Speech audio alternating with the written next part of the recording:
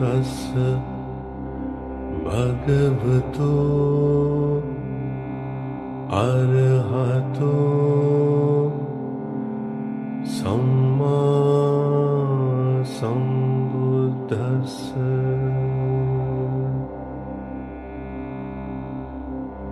नमो तस्य भगवतो अरहतो सम्मा सम्बुद्धस्स।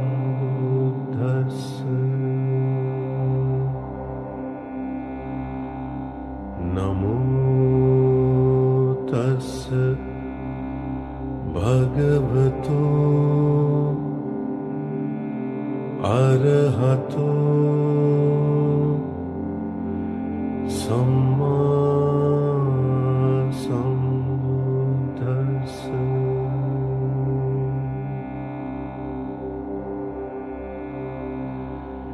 एवं मे सुतं एकं समयं भगवा वाराणस्यां विहरति इसिपत्ने निगदाये। तत्र को भगवा पंचवग्ये भिक्खु आमन्तेसि। द्वे मे भिक्खवे अन्तापब्जितेन न सेवितव्या योचायं कामेषु कामसुकल्लिकानुयोगो। हीनो गम्मो पोतुज्जनिको अनरियो अनर्थसंहितो। योचायं अत्थ किल मतानुयोगो। दुःखो अनरियो अनर्थसंहितो। एते ते भिक्खवे उभो अन्ते अनुपगम्य मज्जिमा पटिपदा। तथागतेन अभिसम्बुद्धा।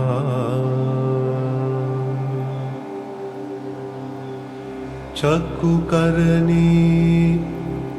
ज्ञानकर्णी उपसमाय अभिज्ञाय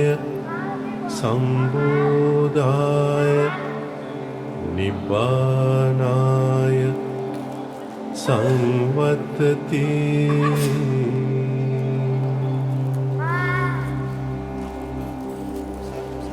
कतमाच सा भिक्खवे मज्जिमा पटिपदा। तथागतेन अभिसम्बुद्धा। चक्षुकर्णी ज्ञानकर्णी उपसमाय अभिज्ञाय सम्बोधाय निब्बानाय संवत्ति।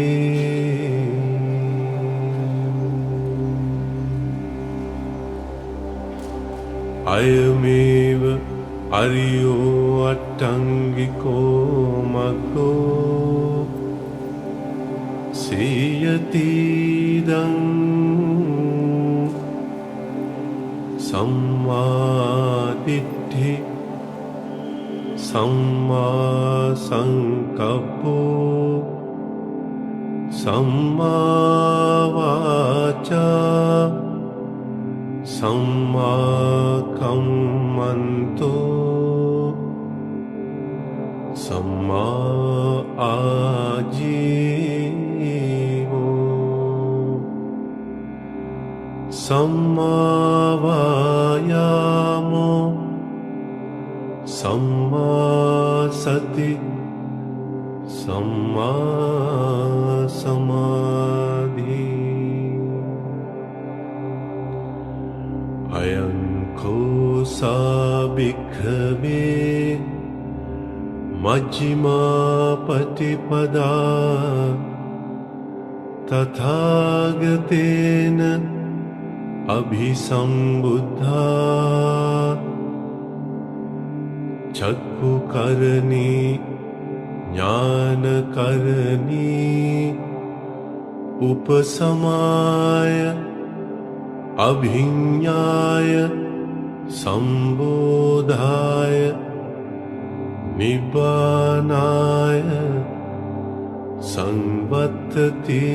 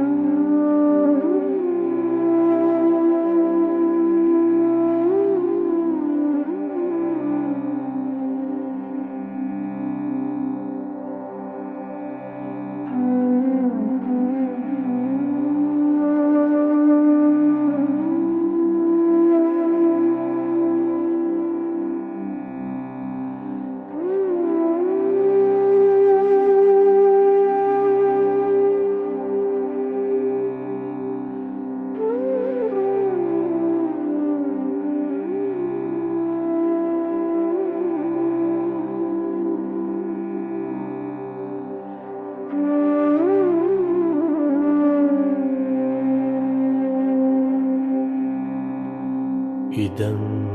kopana bhikkhave dukkhaṃ ariya sacchaṃ jātipi dukkha jarapi dukkha Vyadipi dukkho Maranampi dukkham Appiyehi sampayogo dukkho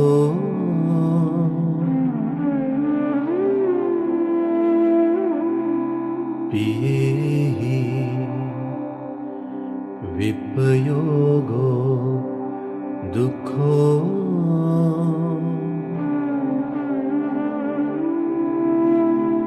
Yang piccang na labhati tampi dukkham sankittena panchupadanakkhandha dukkha idam kopana bhikkhave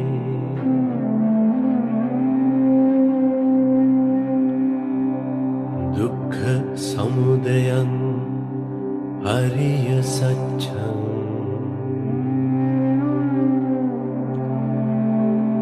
yayam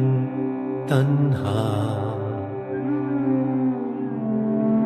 Puno bhavika Nandiraga sahagata यत्र तत्राभिनन्दिनी सीयतीदं कामतन्हा भवतन्हा विभवतन्हा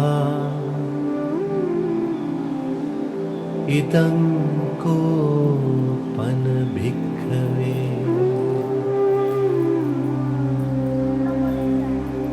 दुःख निरोधं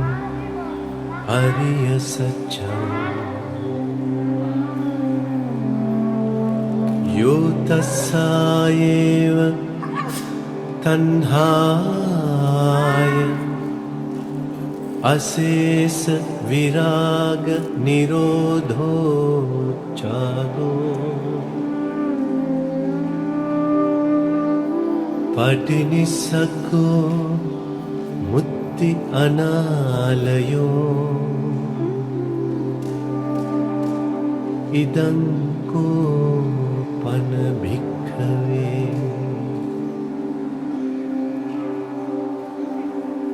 दुःख निरोधगामिनी पटिपदा अरिय सत्यं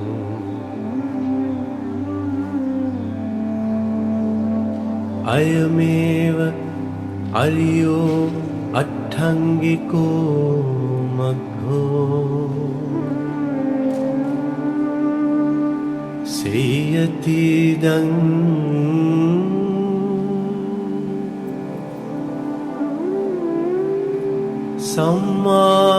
सम्मादिट्ठी सम्मा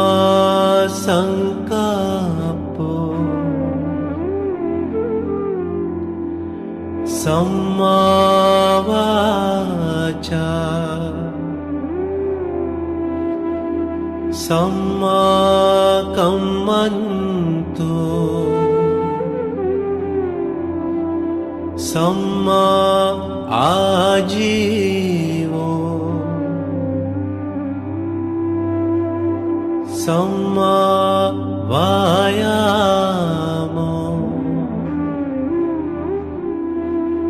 सम्मा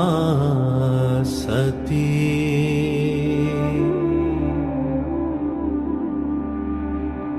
सम्मा समाधि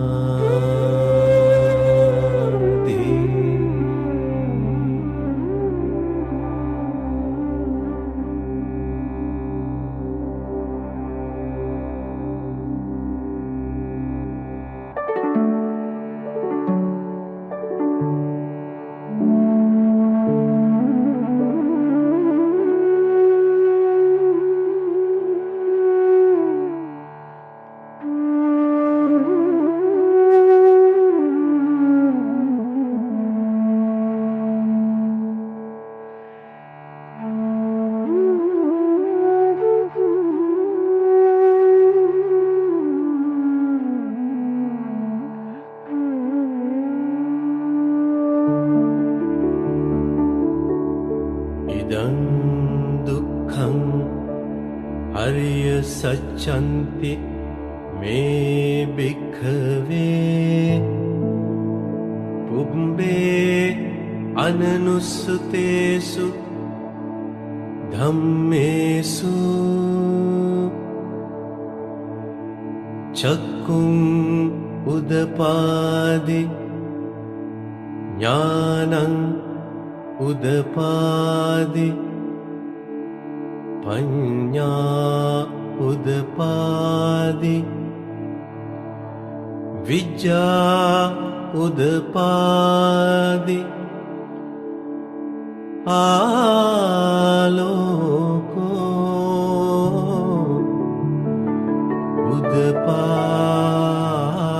उदपादि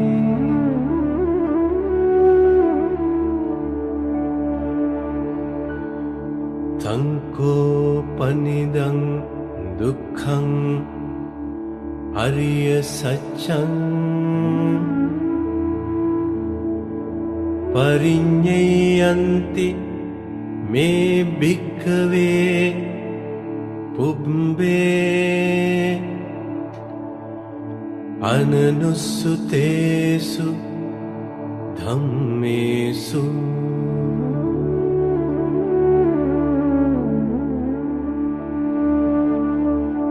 චක්කුං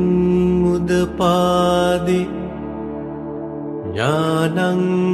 උදපාදි පඤ්ඤා උදපාදි විචා උදපාදි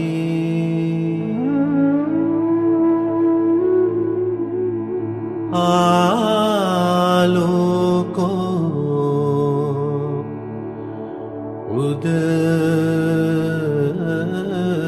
උදපාදි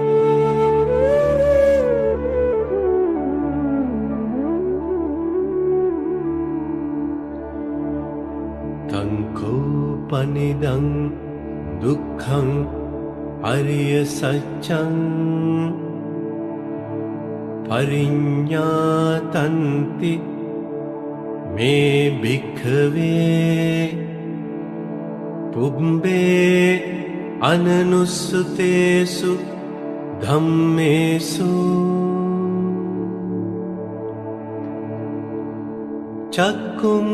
උදපාදි ඥානං උදපාදි පඤ්ඤා උදපාදි විචා උදපාදි ආලෝකෝ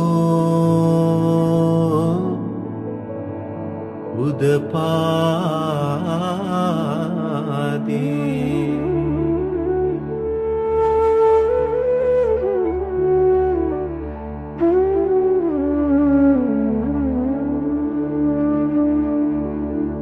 ඉදං දුක්ඛ සමුදයං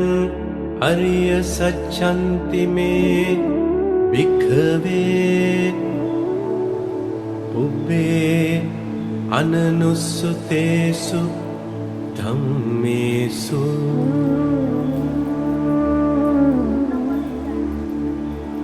චක්කුං උදපාදි ඥානං උදපාදි පඤ්ඤා උදපාදි විචා උදපාදි ආලෝකෝ උදපාදි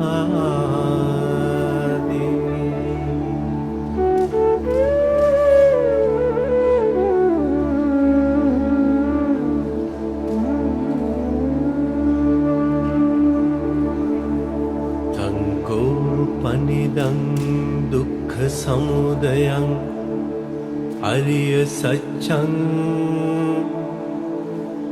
පහතබ්බන්ති මේ භික්ඛවේ පුබ්බේ අනනුස්සතේසු ධම්මේසු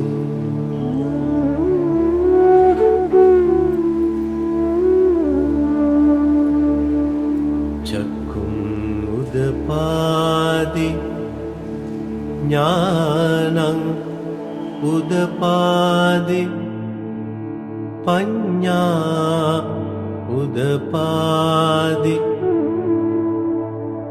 විචා උදපාදි ආලෝකෝ උදපාදි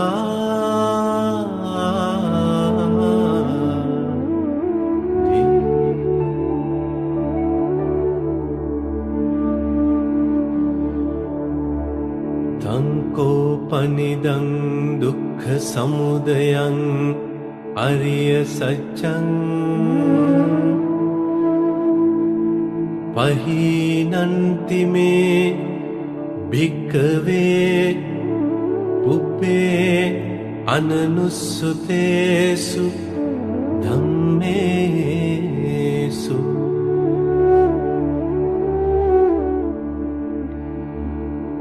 චක්කුං උදපාදි ඥානං උදපාදි පඤ්ඤා උදපාදි විචා උදපාදි ආලෝකෝ උදපාදි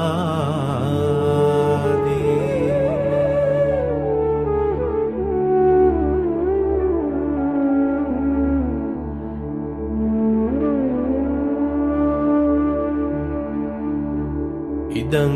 දුක්ඛ නිරෝධං අරිය සච්ඡන්ති මේ භික්ඛවේ පුබ්බේ අනනුස්සුතේසු ධම්මේසු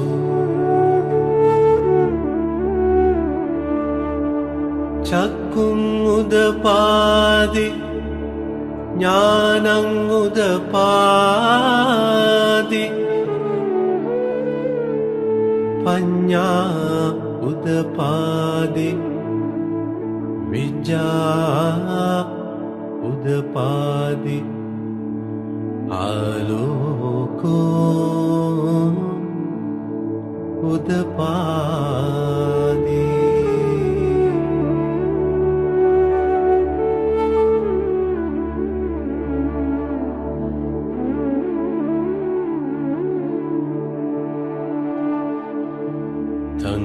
තංකෝපනිදං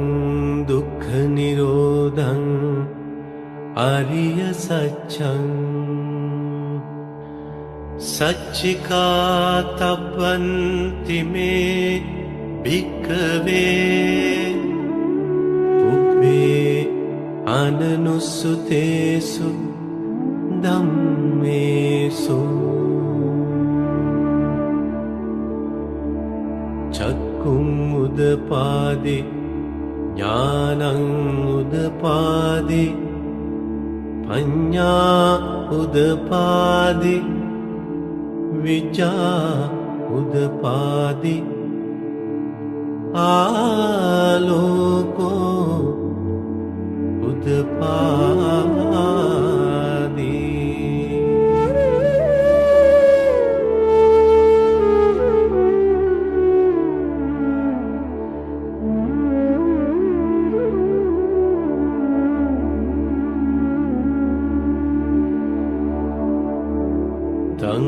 තංකෝපනිදං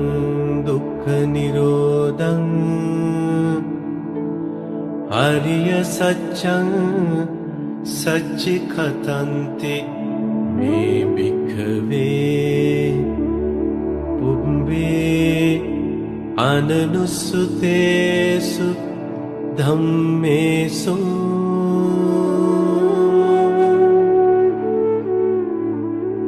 චක්කුං උදපාදි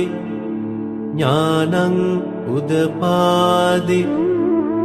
පඤ්ඤා උදපාදි විචා උදපාදි ආලෝකෝ උදපාදි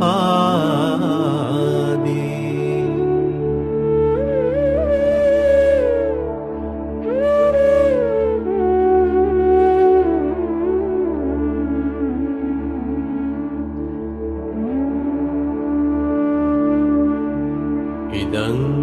දුක්ඛ නිරෝධ ගාමිනී පටිපදා ආරිය සච්ඡන්ති මේ භික්ඛවේ උබ්බේ අනනුස්සුතේසු ධම්මේසු චක්කුං උදපාදි ඥානං උදපාදි පඤ්ඤා උදපාදි විජ්ජා උදපාදි ආලෝකෝ උදපාදි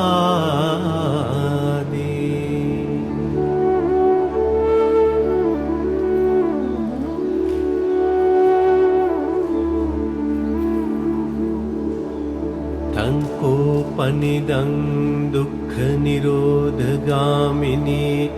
पटिपदा आर्य सत्यं भावे तब्बन्ति मे भिक्खवे पुंबे अननुसुतेषु धम्मेषु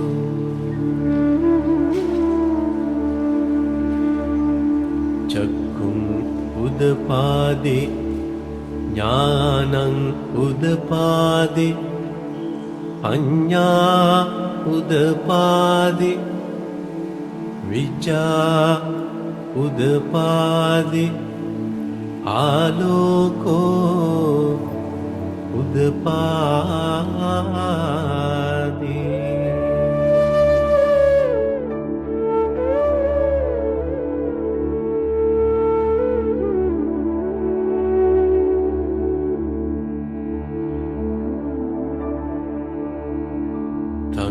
तंकोपनिदं दुःखनिरोधगामिनी पटिपदा आर्य सत्यं भावितन्ति मे भिक्खवे पुंबे अननुसुतेषु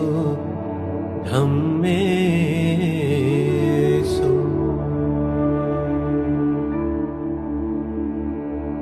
चक्कुं उदपादि ज्ञानं उदपादि पञ्ञा उदपादि विद्या उदपादि आलोको उदपादि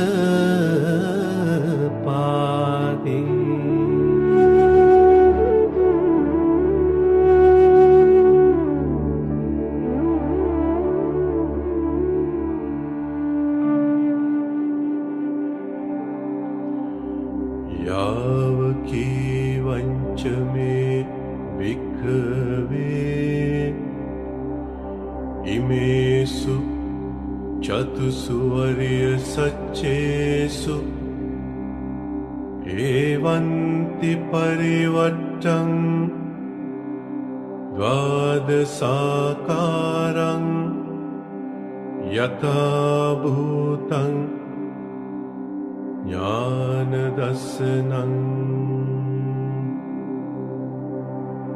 न सुविशुद्धं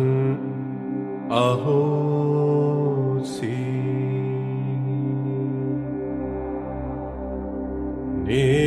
नेवतावाहं भिक्खवे सदेवके लोके समारके सब्रह्मके सत्समनः ब्राह्मणिया भजाय सदेव मनुष्याय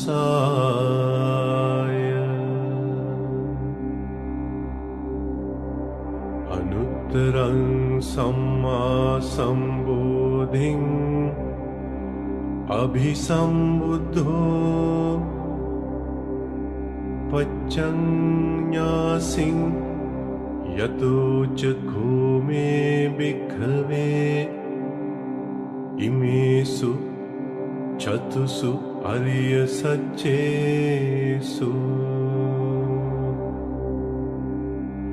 एवन्ति परिवर्तं द्वादशाकारं यथा भूतं ज्ञानदर्शनं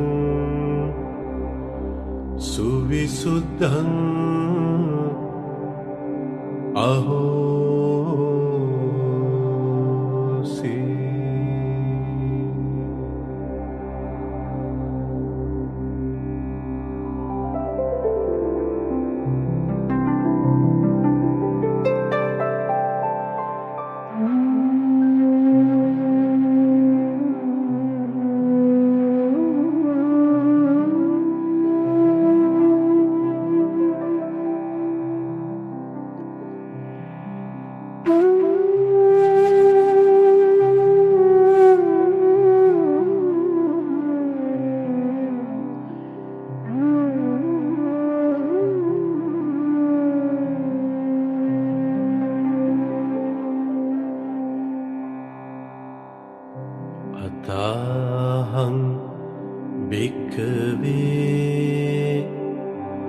सदेव के लोके समारके सब्रह्म के सत्समनः ब्राह्मणिया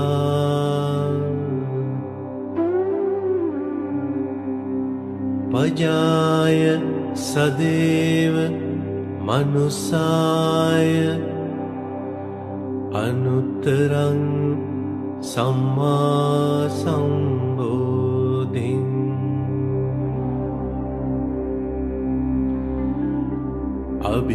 अभिसंबुद्धो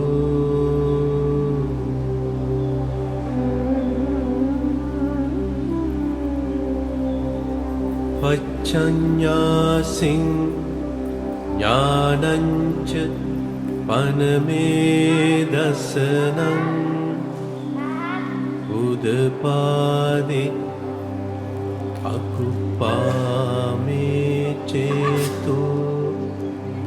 विमुक्ति अयमन्तिमा जाति नत्तिदानी पुनर्भवोति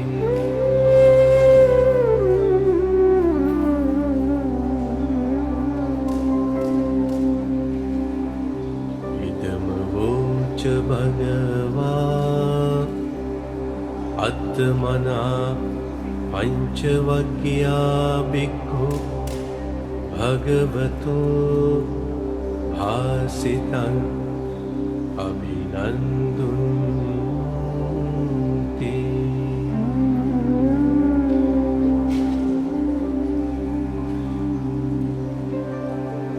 इमस्मिञ्च पनवेयाकरणस्मिन् भञ्जमाने आयस्मतो कुण्डन्यस्य विरजं वीतमलं धम्मचक्कुम् उदपादि यं किञ्चि समुदयधम्मं सब्बं तं निरोध धम्मन्ति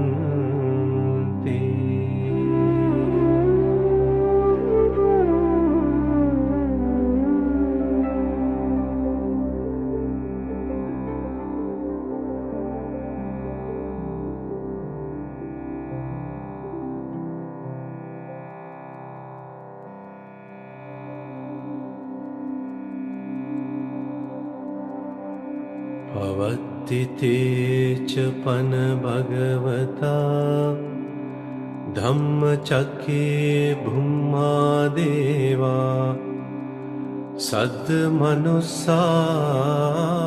सद्मनुस्सावेषु एतं भगवता वाराणस्यां इसिपत्ने मिगदाये अनुत्तरं धम्मचक्कं पवत्तितं अपतिवत्यं समनेन वा ब्राह्मणेन वा देवेन वा मारेण वा ब्रह्मणा वा केनचिवा लोकस्मिन्ति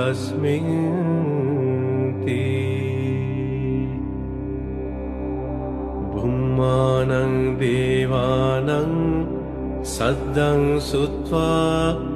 चातुं महाराजिका देवा सद्मनुस्सावेषु एतं भगवता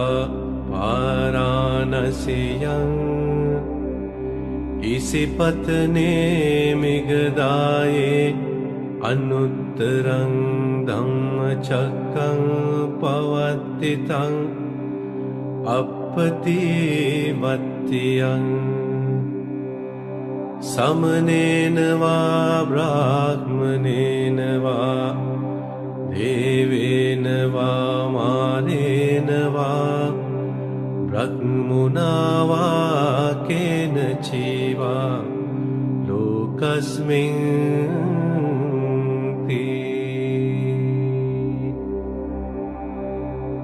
चातुं महाराजिकानं देवानं सद्दं सुत्वा तावतिं सा देवा सद् मनुस्सावेसुम्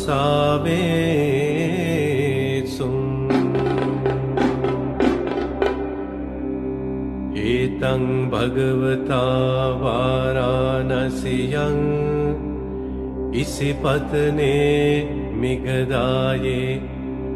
अनुत्तरं धम्मचक्रं पवत्तितं अपतिवत्यं समनेन वा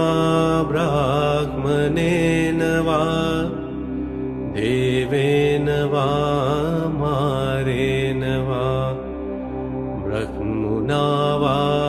केनचिवा लोकस्मिन्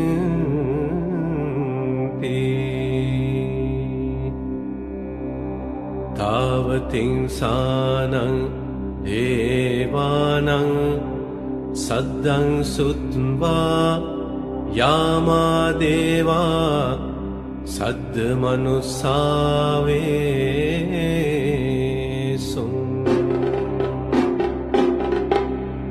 एतं भगवता वाराणस्यां इसिपत्ने मिगदाये अनुत्तरं धम्मचक्रं पवत्तितं अपतिवत्यं समनेन वा ब्राह्मणेन वा देवेन वा मारेण वा ब्रह्मणा वा केनचिवा लोकस्मिन्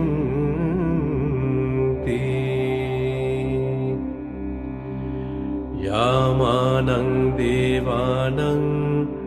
सद्दं सुत्वा तुसिता देवा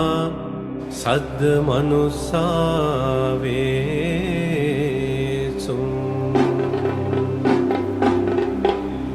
एतं भगवता वाराणस्यां इसिपत्ने मिगदाये अनुत्तरं धम्मचक्रं पवत्तितं अपतिवत्यं समनेन वा ब्राह्मणेन वा देवेन वा मारेण वा ब्रह्मणा वा केनचिवा लोकस्मिन्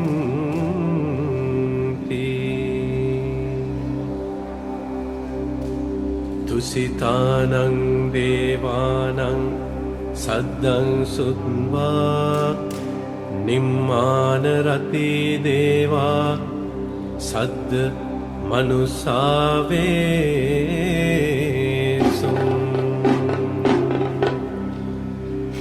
एतं भगवता वाराणस्यां इसिपत्ने मिगदाये अनुत्तरं धम्मचक्रं पवत्तितं अपतिवत्यं समनेन वा ब्राह्मणेन वा देवेन वा मारेण वा ब्रह्मणा वा केनचिवा लोकस्मिन्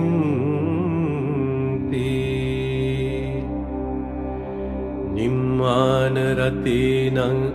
देवानं सद्दं सुत्वा परनिम्मितवसवत्तिनो देवा सद्मनुस्सावेसुम्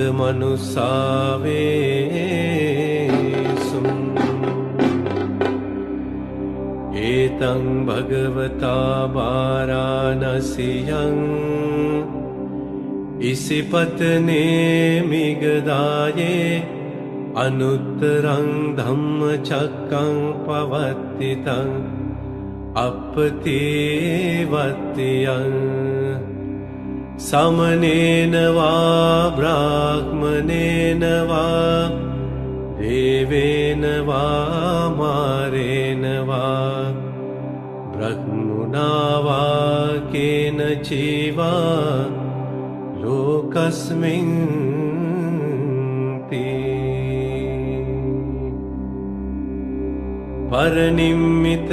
परनिम्मितवसवत्तेनं देवानं सद्दं श्रुत्वा ब्रह्मपारे सज्जा देवा सद्मनुसावेसु एतं भगवता वाराणस्यां इसिपत्ने मिगदाये अनुत्तरं धम्मचक्रं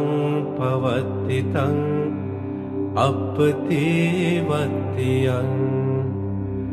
समनेन वा ब्राह्मणेन वा देवेन वा मारेण वा ब्रह्मणा वा केनचिवा लोकस्मिन् ते ब्रह्मपारे सज्जानं देवानं सद्दं श्रुत्वा ब्रह्मपुरोहिता देवा सद्मनुसावेसु एतं भगवता वाराणस्यां इसिपत्ने मिगदाये अनुत्तरं धम्मचक्रं पवत्तितं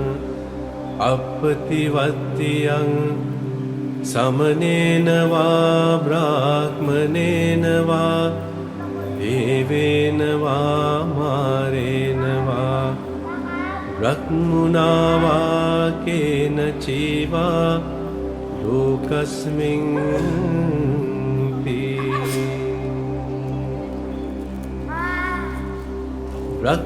ब्रह्मपुरोहितानं देवानं सद्दं श्रुत्वा महाब्रह्मा देवा सद्मनुसावेसु एतं भगवता वाराणस्यां इसिपत्ने मिगदाये अनुत्तरं धम्मचक्रं पवत्तितं अपतिवत्यं समनेन वा ब्राह्मणेन वा देवेन वा मारेण वा ब्रह्मणा वा केनचिवा लोकस्मिन् ते महाब्रह्मानं देवानं सद्दं श्रुत्वा परित्ताभा देवा सद्मनुसावेसु एतं भगवता वाराणस्यां इसिपत्ने मिगदाये अनुत्तरं धम्मचक्रं पवत्तितं अपतिवत्यं समनेन वा ब्राह्मणेन वा देवेन वा मारेण वा ब्रह्मणा वा केनचिवा लोकस्मिन् ते परित्ताबानं देवानां सद्दं सुत्वा अपमानबादेवा सद्मनुस्सावेषु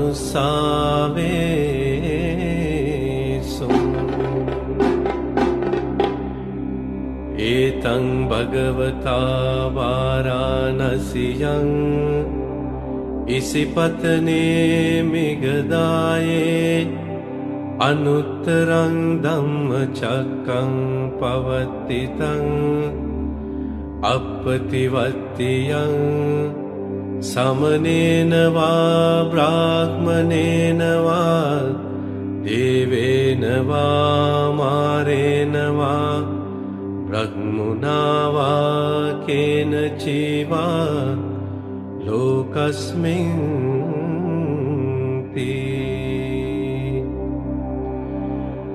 अपमानभानं देवानां सद्दं सुत्वा आभस्सरा देवा सद्मनुस्सावेषु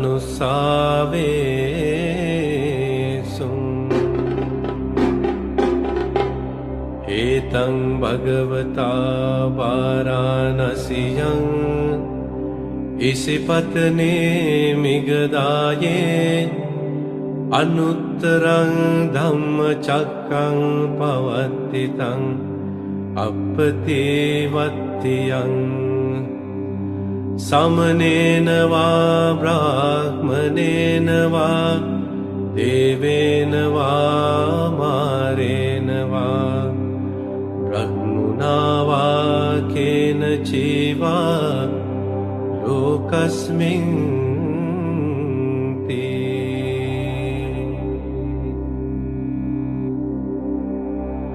आभस्सरानं देवानां सद्दं सुत्वा परित्तशुभा देवा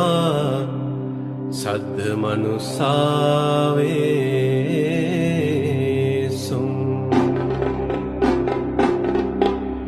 एतं भगवता वाराणस्यां इसिपत्ने मिगदाये अनुत्तरं धम्मचक्रं पवतितं अपतिवत्तियं समनेन वा ब्राह्मणेन वा देवेन वा मारेण वा ब्रह्मणा वा केनचिवा लोकस्मिन्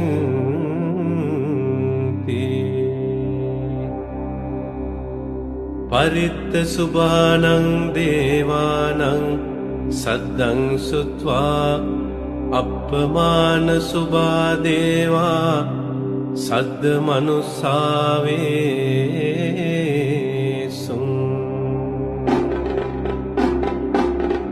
एतं भगवता वाराणस्यां इसिपत्ने मिगदाये अनुत्तरं धम्मचक्रं पवतितं अपतिवत्तियं समनेन वा ब्राह्मणेन वा देवेन वा मारेण वा ब्रह्मणा वा केनचिवा लोकस्मिन्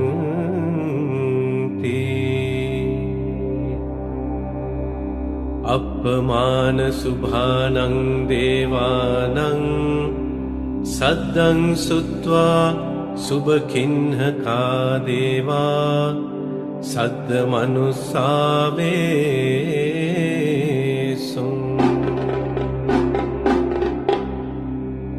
एतं भगवता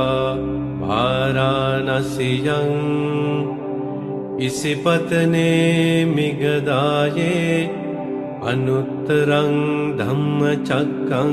पवतितं अपतिवत्तियं समनेन वा ब्राह्मणेन वा देवेन वा मारेण वा ब्रह्मणा ब्रह्मणा वा केनचिवा लोकस्मिन्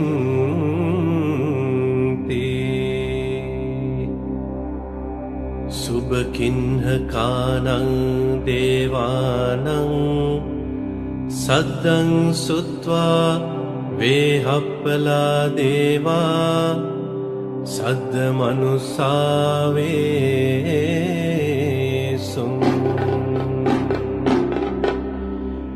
एतं भगवता वाराणस्यां इसिपत्ने मिगदाये अनुत्तरं धम्मचक्रं पवर्तितं अपतिवत्तियं समनेन वा ब्राह्मणेन वा देवेन वा मारेण वा ब्रह्मणा वा केनचिवा लोकस्मिन्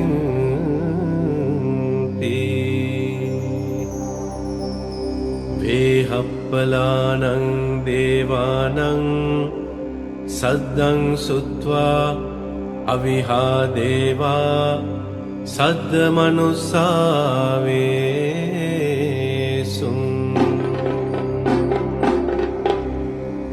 एतं भगवता वाराणस्यां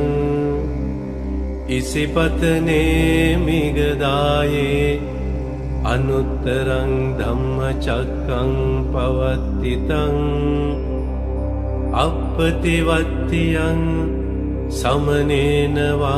ब्राह्मणेन वा देवेन वा मारेण वा ब्रह्मणा वा केनचिवा लोकस्मिन्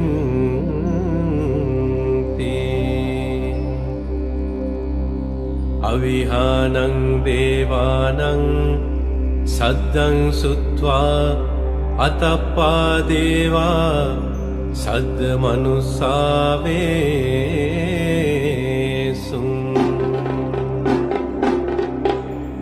एतं भगवता वाराणस्यां इसिपत्ने मिगदाये अनुत्तरं धम्मचक्रं पवर्तितं अपतिवत्तियं समनेन वा ब्राह्मणेन वा देवेन वा मारेण वा ब्रह्मणा वा केनचिवा लोकस्मिन्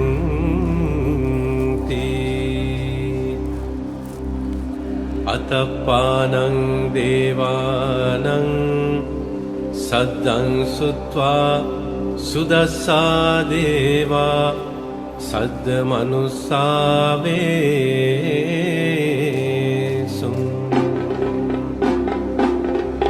एतं भगवता वाराणस्यां इसिपत्ने मिगदाये अनुत्तरं धम्मचक्रं पवर्तितं अपतिवत्तियं समनेन वा ब्राह्मणेन वा देवेन वा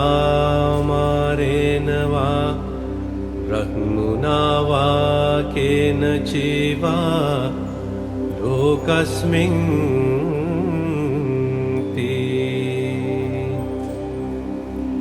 सुदस्सानं देवानं सद्दं सुत्वा सुदस्सी देवा सद्दमनुसावे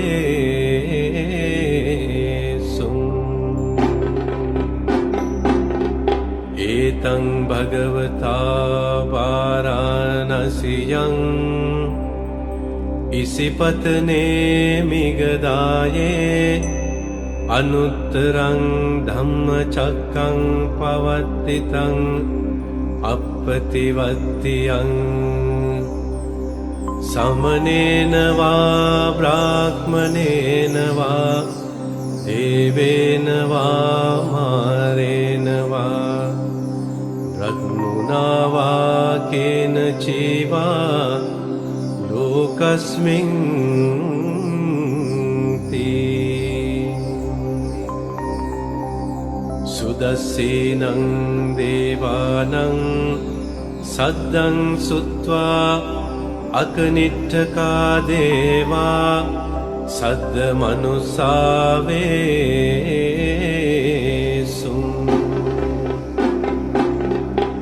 एतं भगवता वाराणस्यां इसिपत्ने मिगदाये अनुत्तरं धम्मचक्रं पवर्तितं अपतिवत्तियं समनेन वा ब्राह्मणेन वा देवेन वा मारेण वा ब्रह्मणा वा केनचिवा लोकस्मिन् ति इतिह तेन खनेन तेन मुहूर्तेन याव ब्रह्मलोका सद्दो अभुगच्छि अयञ्च दशसहस्री लोकधातु संकम्पी संपकम्पी संपवेदी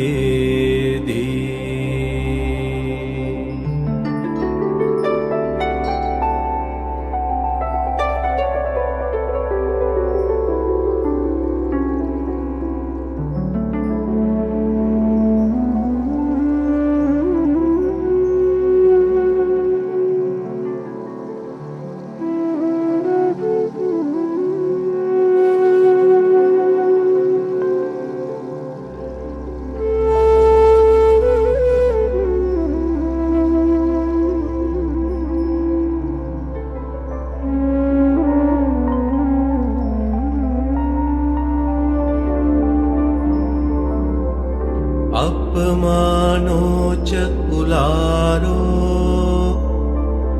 ओभासो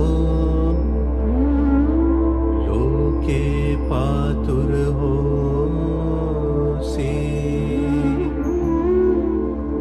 अतिकम्म देवानं देवानुभावन्ति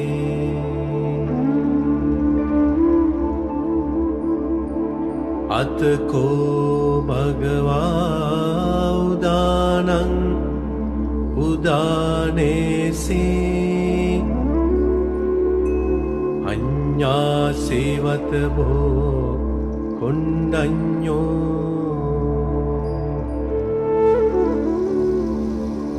अन्यासेवत भो कुण्डन्योति